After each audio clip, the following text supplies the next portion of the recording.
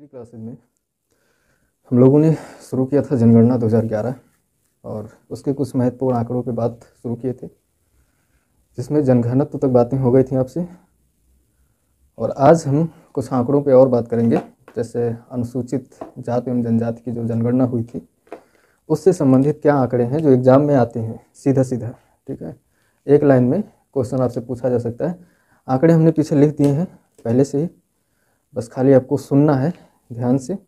आप मुझे सुनिए, वीडियो पॉज करके आप एक छोटा सा शॉर्ट नोट्स बना लीजिए, जो कि एग्जाम के टाइम में रिवीजन करना होगा आपको कई बार, क्योंकि आंकड़ों बेस्ड क्लास है, इसमें कोई कॉन्सेप्ट नहीं है याद करने का और ना ही कोई ट्रिक है। आप जितनी बार पढ़ेंगे, जितनी बार सुनेंगे, उतना बेहतर तरीके से इन्हें याद कर सकते हैं। ठीक है, तो देखते हैं जनगणना 2011 जो कि अब तक की भारत की अंतिम जनगणना है, लेटेस्ट है।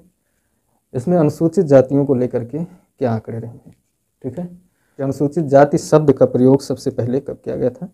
ध्यान रहे कि अनुसूचित जाति शेड्यूल कास्ट, ठीक है, शेड्यूल कास्ट शब्द का प्रयोग सर्वप्रथम 1935 के अधिनियम में हुआ था। तो भारत शासन अधिनियम जो 1935 का था, भारत शासन अधिनियम का मतलब हो गया कि भारत पर शासन करने वाला कानून। और ये कब आया होगा, जब ब्रिटिशर्स यहाँ पे शासन कर रहे थे तभी की बात है। भारत शासन अधिनियम 1935 ब्रिटेन में पारित अधिनियम था, जो कि भारत पे शासन करने के लिए बनाया गया था। उस अधिनियम में सबसे पहले अनुसूचित जाति शब्द का प्रयोग किया गया था। ठीक है, भारत में जब संविधान बना तो संविधान में इसका कहाँ पे प्रावधान किया गया अनुसूचित जाति शब्द का, तो अनुच्छेद 341 में अनुसूचित जातियों के बारे में उल्लेख किया गया है। अनुच्छेद 341, दो अनुच्छेदों में और इनके बारे में बात हुई है। अनुच्छेद 338 में अनुसूचित जाति के लिए एक आयोग यानी एक कमीशन बनाने की बात कही गई है, और अनुच्छेद 338 का में अनुसूचित जनजातियों के लिए आयोग बनाने की बात की गई है। तो संविधान में 3 जगह पे इसका उल्लेख मिलता है अनुसूचित जाति एवं जनजाति का, एक अनुच्छेद 341 में, अनुच्छेद 338 और अनुच्छेद 338 का में। ठीक है, ये बात आप ध्यान में रखिएगा। वर्तमान समय में 1108 जातियां अनुसूचित जाति में शामिल हैं। एग्जाम में कभी कभी ये एक लाइन में सीधा सीधा पूछ लेता है कि वर्तमान समय में कुल कितनी जातियां अनुसूचित जाति में शामिल हैं, तो ध्यान रहे 1108। ठीक है, इस 1108 जातियां जो वर्तमान में शामिल हैं, इसमें से 81.28% इनकी जो संख्या है, मान लीजिए कि 1108 जनजातियों की टोटल संख्या जितनी है उसका 81.28% जनसंख्या गाँव में निवास करती है। यानी जो अनुसूचित जातियाँ हैं ये मैक्सिमम कहाँ पे हैं, ग्रामीण क्षेत्रों में है। स्वतंत्रता के समय जब भारत आज़ाद हुआ था उस समय यहाँ कितनी जनजातियाँ थी, कितनी जातियाँ थी, जो इनकी संख्या थी वो 5.17 करोड़ थी। किसकी, अनुसूचित जातियों की टोटल संख्या 1981 में बढ़ करके ये 10.47 करोड़ हो गई, फिर 91 में 13.82 करोड़ हो गई, 2001 में इसकी संख्या 16.66 करोड़ पाई गई। फिर 2001 से 2011 के बीच में जो वृद्धि हुई, उस वृद्धि के साथ इनकी जो संख्या है वो 20.137 करोड़ हो गई। यानी अगर संख्या में देखा जाए तो 20,13,78,086 जातियाँ इनकी संख्यात्मक मान है। ये 20,13,78,086। भारत में 2011 के आंकड़ों के अनुसार पूरे भारत में अनुसूचित जाति में सदस्यों की संख्या इतनी है। ठीक है, और ये कुल पूरे जो देश की जितनी भी जनसंख्या है उसका 16.6% ये कवर करती हैं। अगर भारत में जो 100% जनसंख्या है तो उस 100% का 16.6% अनुसूचित जातियां हैं।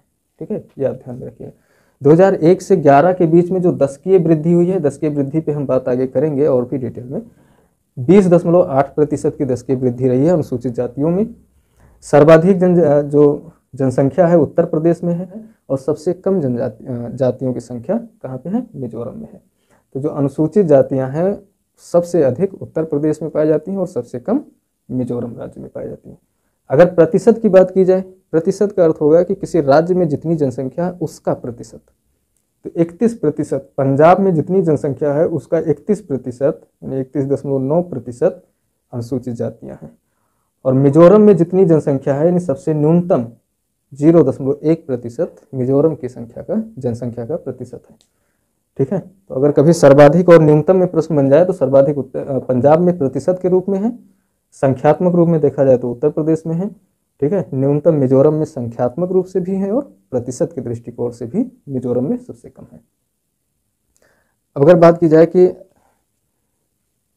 कहाँ पे है, कभी ये सवाल कई बार बन चुका है कि किस राज्य में अनुसूचित जातियां नहीं पाई जाती हैं, एक भी जातियां नहीं है, तो ध्यान रहे अरुणाचल प्रदेश,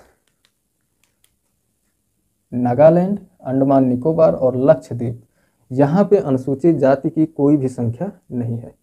ये आप याद रखिएगा क्योंकि ये क्वेश्चन बन चुका है कि किस राज्य में अनुसूचित जातियां नहीं है, तो अरुणाचल प्रदेश, नागालैंड, अंडमान निकोबार और लक्षद्वीप में कोई भी अनुसूचित जाति नहीं है। 2011 में अगर अनुसूचित जातियों में लिंगानुपात की बात की जाए तो 945 है। 2011 के आंकड़ों के अनुसार अनुसूचित जातियों में लिंगानुपात यानी सेक्स रेशियो 945 है। केरल में सर्वाधिक है और मिजोरम में सबसे कम है। ये आंकड़ा भी ध्यान में रखिएगा।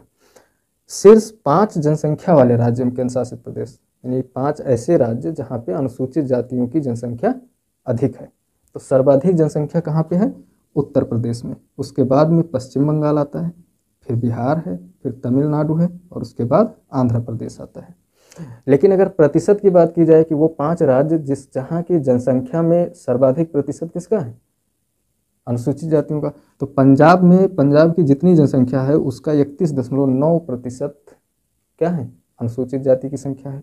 हिमाचल प्रदेश में 25.2%, पश्चिम बंगाल में 23.5%, उत्तर प्रदेश की जो टोटल जनसंख्या है उसका 20.7% अनुसूचित जातियाँ, हरियाणा में 20.2%। न्यूनतम अनुसूचित जाति वाले राज्य कौन से हैं? मिजोरम है जहाँ पे 0.1% है, नागालैंड, अरुणाचल प्रदेश और फिर लक्षद्वीप आते हैं। इनको आप ध्यान में रखिएगा। ये अनुसूचित जाति की बात है। अब बात कर लेते हैं अनुसूचित जनजाति की। तो वही संविधान में अगर देखा जाए इनकी स्थिति क्या है, तो संविधान में 338 का में इनके लिए एक आयोग का प्रावधान किया गया है और फिर 341 में इनका जिक्र किया गया है संविधान में कि कौन सी जाति अनुसूचित जनजाति होगी कि नहीं होगी। इन सब के मामले में राष्ट्रपति को जो भी पावर दी गई है उसके बारे में चर्चा किया गया है संविधान में। तो हमें वहाँ संविधान में नहीं जाना है, हमें यहाँ आंकड़ों को देखना है कि 2011 के जो जनगणना है उसके आंकड़े क्या बताते हैं। तो इनकी संख्या अगर देखी जाए तो 2011 के अनुसार अनुसूचित जनजातियों की संख्या 10,42,81,034 है, जो कि देश की कुल जनसंख्या का 8.6% भारत में है 2011 के अनुसार। कभी प्रश्न बन सकता है कि सर्वाधिक अनुसूचित जनजातियां किस राज्य में है प्रतिशत के आधार पे, तो ध्यान है मध्य प्रदेश में 21.1%। राज्य की जो जनसंख्या है उसका, अगर राज्य में मान लीजिए 1 करोड़ जनसंख्या है तो उसका 21.1% क्या है? अनुसूचित जनजातियां। 21,10,000। अनुसूचित जनजाति संख्या प्रतिशत के आधार पे अगर देखा जाए तो सर्वाधिक प्रतिशत कहाँ पर है? तो लक्षद्वीप में है 94.8%। ठीक है, कितना है? 94.8% संख्या कहाँ पे सर्वाधिक है? लक्षद्वीप में। और उसके बाद में स्थान आता है मिजोरम का 94.4%। यहाँ भी कुछ अपवाद हैं, जैसे पुदुचेरी है, दिल्ली है, चंडीगढ़, हरियाणा और पंजाब, यहाँ पे कोई भी अनुसूचित जनजाति नहीं है। ये याद रखने वाली चीज़ है, याद रखिएगा। कभी भी क्वेश्चन बन सकता है कि निम्नलिखित में से किस राज्य में अनुसूचित जनजाति नहीं है, तो इनमें से 5 राज्यों में से किसी भी एक राज्य का नाम आपको दिया जा सकता है।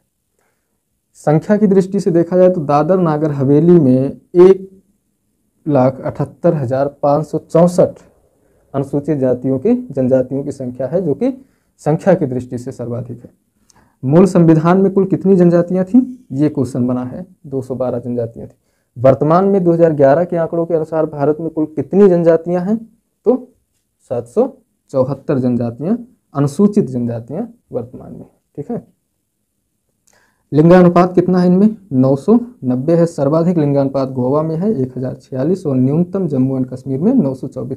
बार बार मैं जम्मू और कश्मीर की बात कर रहा हूँ, जबकि अब ये दो क्या हो गए हैं? यूटी बन गए हैं, केंद्र शासित प्रदेश बन गए हैं, जम्मू एंड कश्मीर और लद्दाख। लेकिन ये 2011 के आंकड़े हम पढ़ रहे हैं, 2021 के नहीं। ठीक है, तो जो अब जनगणना होगी उसमें हम जम्मू कश्मीर को 2 अलग राज्यों में बांटकर पढ़ेंगे। अभी हम सिर्फ जम्मू कश्मीर के आंकड़े ही देखेंगे। ठीक है, और यही आपसे प्रश्न पूछेगा। ऊपर लिख देगा वो साफ साफ कि जनगणना 2011 के अनुसार आप बताइए। तो अभी इस बीच में चाहे राज्य टूटे हों या राज्य बने हों, नए राज्य बने हों, या वो संघ शासित प्रदेश में बदले हों, इससे कोई मतलब नहीं है। तो 2011 के जो आंकड़े हैं आप उनको ही ध्यान में रखेंगे। शीर्ष 5 संख्या के आधार पे, यानी जो सदस्य हैं अनुसूचित जनजातियों के, तो सर्वाधिक संख्या कहाँ पे है? मध्य प्रदेश में है, फिर महाराष्ट्र में है, फिर उड़ीसा, राजस्थान और गुजरात। ये 5 राज्य ऐसे हैं जहाँ पे अनुसूचित जनजातियों की सर्वाधिक संख्या मिलती है। प्रतिशत की दृष्टि से देखा जाए तो लक्षद्वीप में वहाँ की जनसंख्या का 94.8% अनुसूचित जनजातियाँ हैं, यानी पूरी के पूरा लक्षद्वीप कह सकते हैं आप अनुसूचित जनजातियों का है। फिर मिजोरम में 94.4% हैं, नागालैंड में 86.5%, मेघालय में 86.1%, अरुणाचल प्रदेश में 68.8%। वहाँ की जनसंख्या का जो जितना भी भाग हो उसमें इतनी प्रतिशत अनुसूचित जनजातियाँ हैं। देखा जाए तो अनुसूचित जाति एवं जनजाति की टोटल संख्या प्रतिशत में 25.2% है भारत में, यानी SC/ST भारत में 25.2% है। इसमें 16.6% schedule caste and 8.6% schedule tribes हैं। ठीक है, ये आंकड़े थे अनुसूचित जातियों एवं जनजातियों के। अब हम कुछ बात कर लेते हैं भारत में विकलांगता पे। कभी 2-3 प्रश्न ऐसे बने हैं जो बहुत सिंपल रहे हैं और उनका जवाब आप आसानी से दे सकते थे। तो विकलांग जनगणना जो होती है भारत में, 2011 की जो जनगणना हुई थी उसमें विकलांग की स्थिति क्या थी?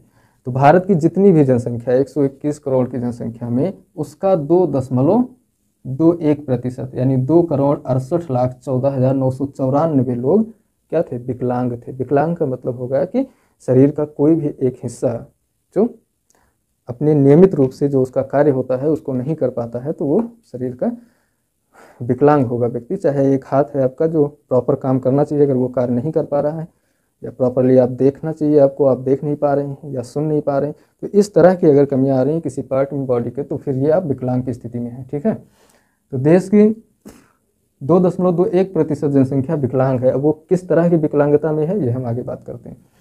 इसमें 55.89% पुरुष विकलांग हैं और 44.11% महिला विकलांगता है। ये जो 55 और 44 आप देख रहे हैं, ये इन 2.1% की बात हो रही है, यानी जो 2,68,14,000 जनसंख्या है ये उसकी बात हो रही है, ना कि पूरे भारत की जनसंख्या की। ठीक है, विकलांगों की अधिकांश संख्या ग्रामीण है 1.539%। राष्ट्रीय स्तर पे अगर देखा जाए तो विकलांगता का जो अनुपात है ये प्रति 1 लाख पर व्यक्तियों की संख्या निकाली जाती है, यानी 1 लाख जनसंख्या पर कुल कितने लोग विकलांग हैं वही उसका अनुपात होता है। फिर से सुन लीजिए, 1 लाख जनसंख्या जो भारत की है उसमें विकलांगों की संख्या का जो अनुपात होगा वही क्या होगा? राष्ट्रीय स्तर पर विकलांगता अनुपात होगा, जो कि 2216 प्रति लाख जनसंख्या है, यानी 1 लाख जनसंख्या पे 2216 विकलांग भारत में है। इसमें पुरुष 2404 यानी 2404 व्यक्ति जो पुरुष हैं, वो 1 लाख पुरुषों में 2404 पुरुष क्या हैं? विकलांग हैं। और 1 लाख महिलाओं में 2013 महिलाएं हैं जो विकलांग हैं। ये आंकड़ा 2011 का है। 2011 में सर्वाधिक विकलांग, एक प्रश्न बना था कि विकलांगों में सर्वाधिक विकलांग किस तरह के विकलांग हैं? जैसे पैर से पैरालाइज है, या हाथ से विकलांग है, या जुबान से विकलांग है, या आँख से। तो ध्यान रहे कि 20.6% दृष्टि विकलांग है, ये सर्वाधिक विकलांग है। सबसे ज़्यादा जो विकलांगों की संख्या उसमें सबसे ज़्यादा जो विकलांग है वो आँखों से हैं, जो देख नहीं पाते हैं, जिन्हें दृष्टि विकलांगता कहते हैं। ठीक है, ये सबसे अधिक हो गया। और सबसे कम विकलांगता श्रवण यानी कान से जिनको प्रॉब्लम हो रही है, कितने हैं? 5.8%। फिर उसके बाद आती है 20.2% विकलांगता चल विकलांग है, 5.61% मानसिक रूप से विकलांग है और 7.45% वाक विकलांग है। ठीक है, राज्यों में अगर सर्वाधिक की बात की जाए तो उत्तर प्रदेश में सबसे ज़्यादा विकलांग लोगों की संख्या है, उसके बाद बिहार है, फिर पश्चिम बंगाल है।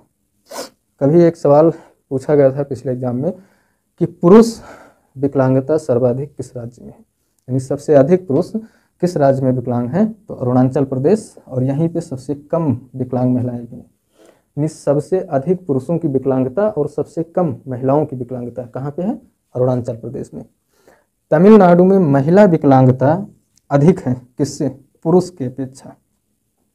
ये तमिलनाडु राज्य जो है वहाँ पे महिला विकलांगता अधिक है, पुरुषों की विकलांगता कम है।